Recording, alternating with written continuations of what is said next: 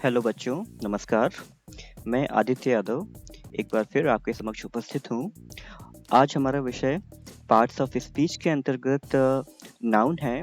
Noun के बारे में थोड़ा बहुत ज्ञान हमने पिछले सेशन में अर्जित किया था और ये दूसरा पार्ट है हमारा नाउन के बारे में। तो आज हम लोग इसके जो बचे हुए कंसेप्ट थे उनको समझने का प्रयास करेंगे। तो बच्चों, मुख्यतः दो सेक्शंस आज हमें कवर करने हैं। एक तो जेंडर और दूसरा नंबर्स। जेंडर अर्थात लिंग। लिंग से अर्थात अर्थ यहाँ पर है पुल्लिंग, स्त्रीलिंग। आप जानते हैं जब कभी हम किसी पुरुष जाति का अध्ययन करेंगे या पुरुष जाति से हमारा ताल्लुक होगा तो हम उसे कहेंगे पुल्लिंग। ठीक ऐसे ही अगर कोई स्त्री जाति का बोध कराने वाला शब्द होगा तो उसे हम कहेंगे स्त्रीलिंग। तो मुख्यतः बच्चों, हिंदी में हम सिर्फ दो लिंग का अध्ययन करते हैं, पुल्लिंग और स्त्रीलिंग। लेकिन हमारी अंग्रेजी भाषा में चार लिंग हम लोग पढ़ते हैं कुल मिलाकर के।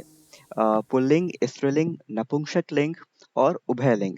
ठीक ऐसे ही संस्कृत भाषा की बात करें तो वहाँ पर सिर्फ तीन लिंग पढ़ाए जाते हैं, पुल्लिंग, स्त्रीलिंग और नपुंसक लिंग।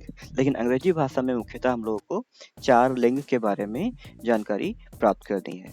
तो वन बाय वन हम लोग इसके बारे में डिस्कशन करेंगे बच्चों। लिंग का अंग्रेजी में कहते हैं जेंडर, और इसे हम लोग चार भागों में विभक्त करेंगे और चारों भागों का विस्तृत अध्ययन यहाँ पर करते हैं। तो सबसे पहले बात करते हैं बच्चों मैस्कुलिन जेंडर की। तो बच्चों, मैस्कुलिन जेंडर में सीधी सी बात है, हम किसी पुरुष जाति का बोध कराने वाली संज्ञा की बात करें या उनके शब्दों की बात करें तो उसे हम कह देंगे पुल्लिंग, यानी कि मैस्कुलिन जेंडर। जैसे कि बॉय, लायन, हॉर्स, ये सारे क्या हैं, पुरुष जाति के शब्दों को रिप्रेजेंट करते हैं। लड़का, शेर, घोड़ा। ठीक ऐसे ही अगर हम फेमिनिन जेंडर की बात करें तो वो स्त्री जाति के शब्दों का बोध कराएंगे। तो बॉय का अगर हम स्त्रीलिंग बात करें तो वो होगा गर्ल। ठीक ऐसे ही लॉयन, शेर, शेर का जो स्त्रीलिंग होगा वो होगा शेरनी। तो शेरनी के लिए एक अलग शब्द है यहाँ पर लॉयनेस।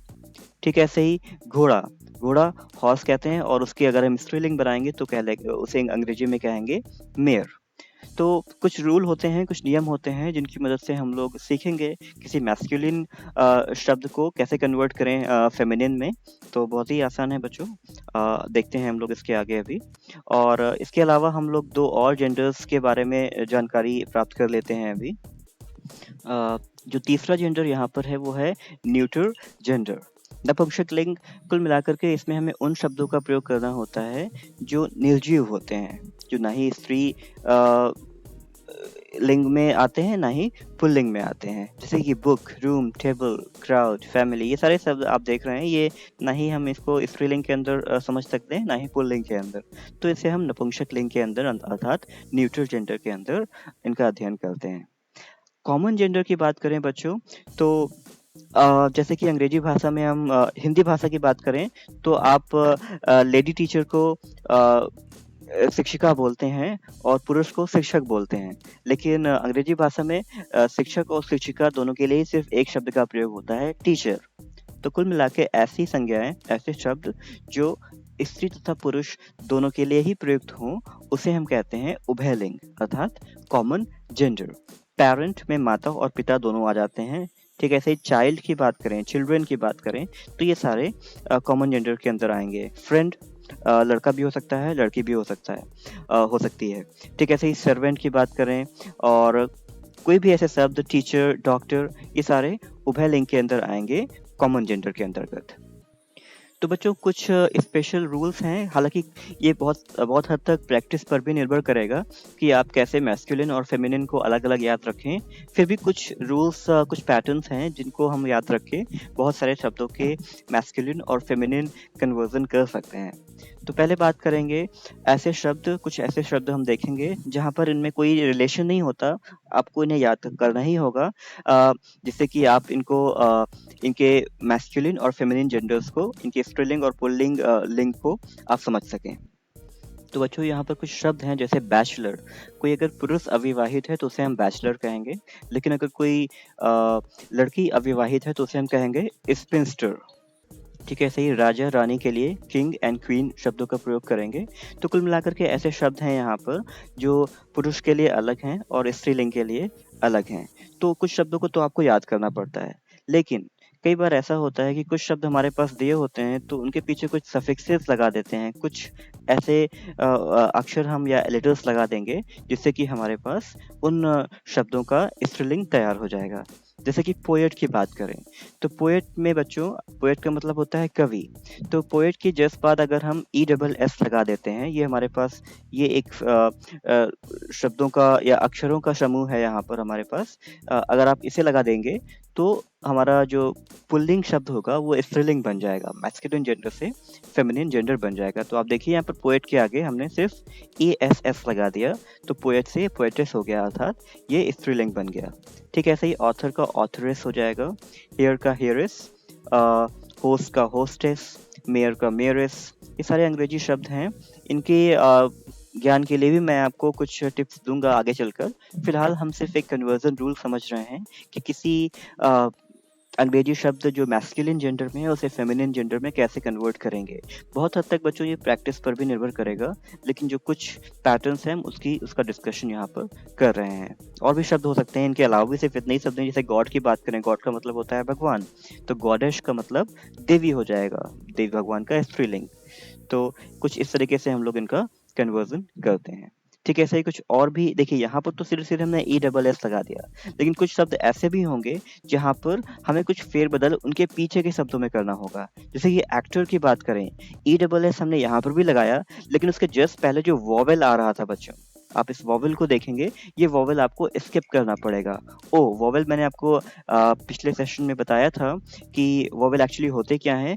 5 लेटर्स जो हमारे हैं अंग्रेजी भाषा में, ए, ई, आई, ओ एंड यू, ये 5 लेटर्स जो हैं ये वॉवेल्स की श्रेणी के अंतर्गत आते हैं। तो इन सभी में जो हम वॉवेल्स को देख रहे हैं, ओ वॉवेल है तो इसे हमने स्किप कर दिया, अर्थात इसे हटा दिया। ऐसे ही टाइगर को जब हमने टाइग्रेस बनाया तो जी के बाद जो हमारा ई था हमने उसे यहाँ से गायब कर दिया। तो कुछ शब्द ऐसे भी होते हैं जहाँ पर हमें उनके शब्दों के कुछ वर्णों, कुछ लेटर्स में कुछ फेरबदल करना पड़ता है। कई बार बच्चों ये नियम ई डबल एस लगाने वाला काम नहीं करता, तो वहाँ पर हमें कुछ नए शब्दों के, हमारे शब्दों के आगे पीछे लगाने होते हैं। जैसे बुल काफ की बात करें, तो यहाँ पर काउ काफ, बछड़ा और जो बछड़े का स्त्रीलिंग होगा तो उनको कन्वर्जन के लिए हमें यहाँ बुल काफ या काउ काफ जैसे शब्दों का प्रयोग करना पड़ेगा। ठीक है, ऐसे ही बच्चों बहुत से ऐसे शब्द होंगे जहाँ पर हमें कुछ शब्द उनके आगे पीछे लगाने होंगे उनको मैस्कुलिन से फेमिनिन में कन्वर्ट करने के लिए।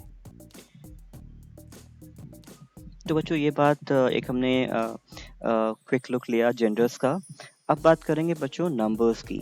नंबर अर्थात वचन, मुख्यतः 2 वचनों की बात करेंगे, एक वचन और बहुवचन। हमारी संस्कृत भाषा में बच्चों 3 वचन होते हैं, एक वचन, द्विवचन और बहुवचन। लेकिन हमारी हिंदी और अंग्रेजी दोनों ही भाषाओं में सिर्फ 2 वचनों की बात करेंगे, एक वचन, इसे इंग्लिश में कहते हैं सिंगुलर नंबर। ठीक है, ऐसे ही बहुवचन की बात करें तो इसे कहेंगे प्लूरल नंबर। तो बच्चों जिन शब्दों के द्वारा सिर्फ एक व्यक्ति या वस्तु का बोध हो उसे कहते हैं एक वचन। बहुत ही आसान है समझने के लिए, a noun that denotes one person और thing is known as singular noun. जैसे कि एक बच्चे की बात करें, boy, girl, ox, tree, man, ये सिर्फ एक व्यक्ति या एक जानवर या एक पौधे की बात, एक पेड़ की बात हो रही है। लेकिन अगर हम प्लूरल नंबर की बात करें, बहुवचन की बात करें, तो वो शब्द जो कई सारे व्यक्ति, एक से अधिक व्यक्ति या वस्तुओं का ज्ञान कराएं, उन शब्दों को हम बहुवचन यानी कि प्लूरल नंबर कहते हैं। अ noun that denotes one person और थिंग। एक्चुअली यहाँ पर कुछ गलत लिखा हुआ है, ये बेसिकली दोनों कॉपी हो गया है, ये मिसप्रिंटिंग है। आप इसे ऐसे समझ सकते हैं, मैं यहाँ पर लिख देता हूँ, a noun that denotes more than one person or thing is known as plural noun.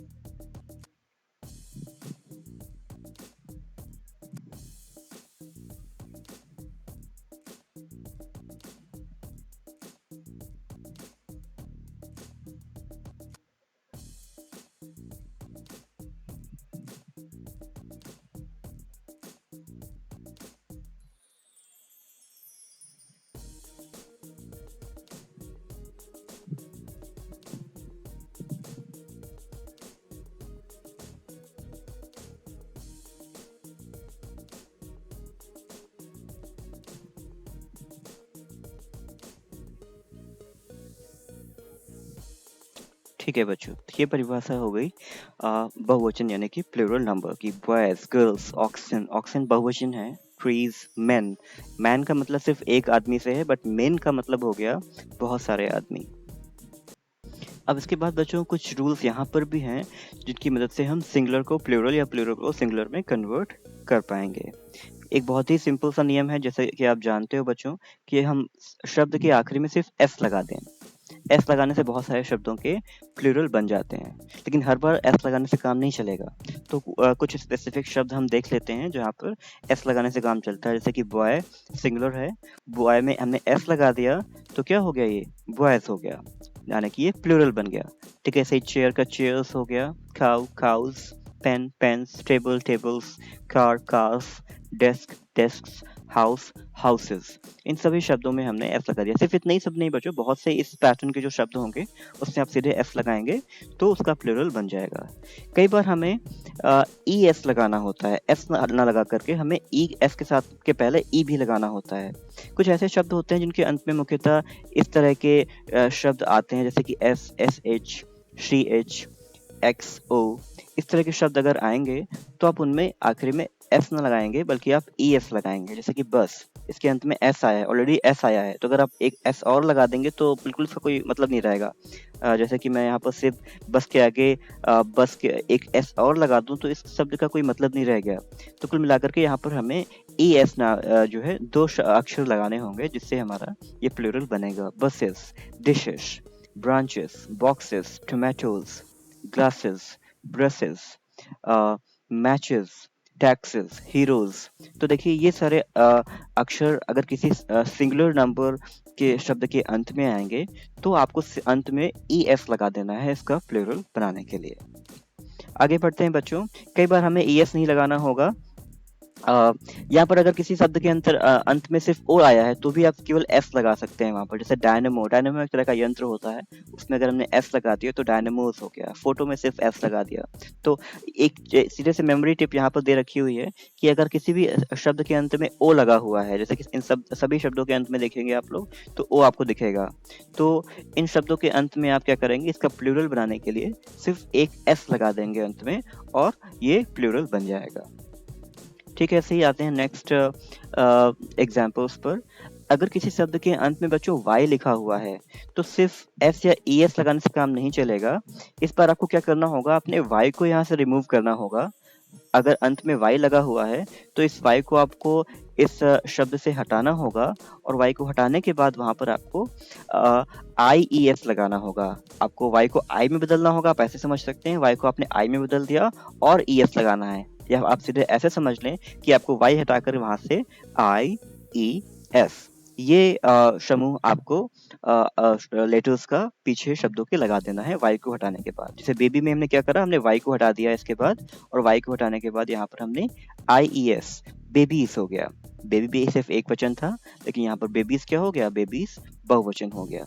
ठीक है, ऐसे ही सिटी का सिटीज हो जाएगा, डे का डेज।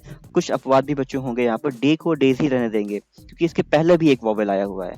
बेसिकली अगर कुछ रूल्स ऐसे भी हैं जहां पर एक वॉवेल तो वाई है, लेकिन उसके पहले वाई हालांकि वॉवेल नहीं है, वाई के पहले जो वॉवेल लगा हुआ है, अगर वॉवेल है उस केस में तो हमें वहां पर उसे नहीं हटाना होगा। तो एक तरह का ये अपवाद है, आप इसको यहाँ से हटा सकते हैं। बहरहाल कुछ शब्द ऐसे भी होंगे जहां पर ये रूल काम करेगा, जैसे army आर्मीज, story stories, so on. आप इस तरह से इसको समझ सकते हैं। ठीक है, ऐसे ही कभी कभी किसी शब्द के अंत में एफ लगा हो या फिर एफ ई लगा हो, तो ऐसे शब्दों में बच्चों क्या करेंगे, हम लोग एफ और एफ ई को हटा देंगे और वहां पर हम लोग वी ई एस लगा देंगे। वी ई एस, जैसे कि थीफ की बात करें तो थीफ में हमने एफ को हटाया, थीफ का मतलब होता है चोर, और सिर्फ एक चोर की बात है तो सिर्फ थीफ कहेंगे, लेकिन कई सारे चोर हैं तो थीव्स कहेंगे। तो वहां पर हम क्या करेंगे, एफ को रिमूव कर देंगे वहां से और वी ई एस यहाँ पर लगा देंगे, तो ये थीव्स हो गया, उसका प्लूरल बन गया। ऐसे ही काफ का काफ्स हो गया, काफ का मतलब एक बछड़ा, गाय का बच्चा, तो कई सारे बच्चे होंगे तो काफ्स कहेंगे। नाइफ का मतलब चाकू, नाइफ्स, वोल्फ, वोल्फ।